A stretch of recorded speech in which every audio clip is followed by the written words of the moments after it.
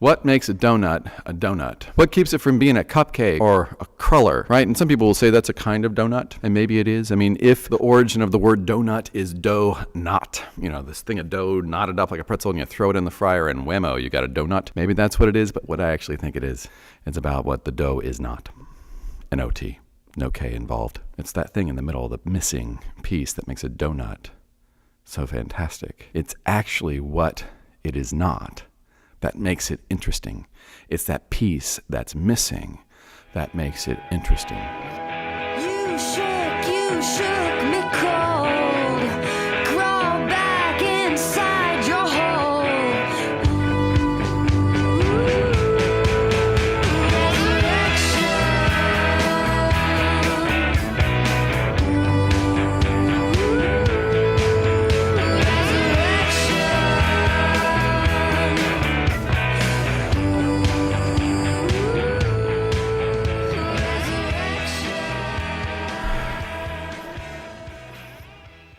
Okay, I think we're on. Hi, my name's Tripp Hudgins, and this is Busted Stuff. I wanted to talk this time around in this sort of inaugural week for Sogo Media TV about Rob Bell and donuts. And I know it might seem incongruous to you, but I wanted to flesh this out a little bit because I need your feedback. This is how these things are going to work, these Busted Stuff episodes. Is this first one is always shorter with a question at the end.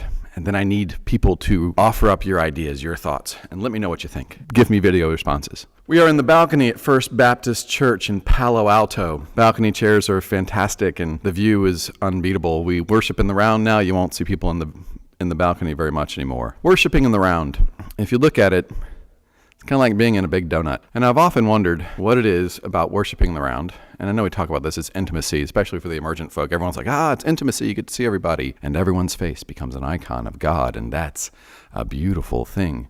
But what I want to talk about actually is that empty space in the middle.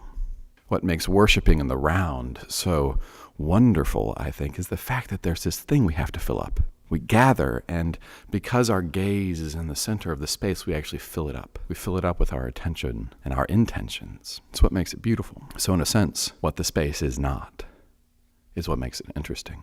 I was with Rob Bell. Several of us were. There are like 90 of us. And this thing that I've been calling Rob Camp lately, and that's uncharitable, and I don't mean to be uncharitable. I like Rob a lot. But I like calling it Rob Camp because a lot of people fly from all over the world to be with Rob, and they want to be with Rob, and they should be with Rob, and he's got a lot to offer. But it's like camp, and one of the ways that it's like camp is that you meet these wonderful people, and sadly you have to leave. And as great as it is to meet Rob, the highlight is actually meeting everybody else. In a sense, what the event is not. It's an event with Rob Bell. It's not an event with everybody else, and yet it is an event with everybody else. And it's those people that actually make it worth the trip. At Rob Camp, Rob offered this saying, and a lot of people have been picking it up, and I think it's a good saying. He says, "What you aren't isn't interesting." Now, what he's after is this way that we sort of undersell ourselves. I'm not this, I'm not good enough, I'm not this, I'm not that, I'm not this, I'm not that, I'm not this, and that is killer. It's mind-numbing, and he's right. It's simply not interesting. But that doesn't make it unimportant. See, this is how I think it works. Often, what a thing is not, when a thing is busted, to use the word, or when a thing is broken, or when there's a hole in the bowl, or something, right? There's something lacking. That's when there's a chance for something to move. That's actually when there's room for something to happen.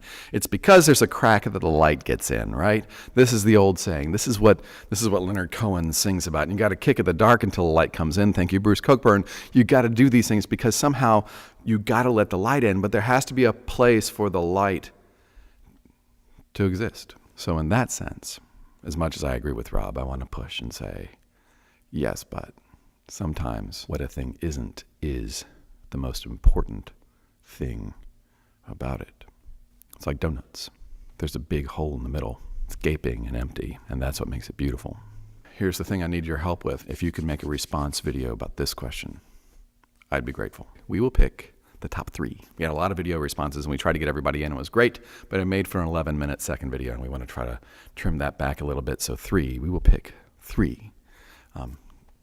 Then you're not a winner if you get in. It's just that I can talk about you. That's really what that's about.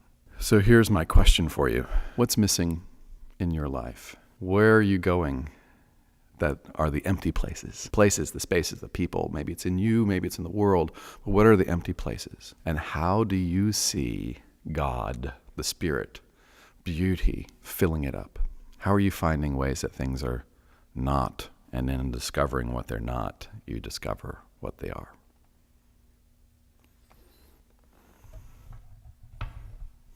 This is Busted Stuff. I'm Tripp Hudgins. Thank you very much. I'll catch you in a week.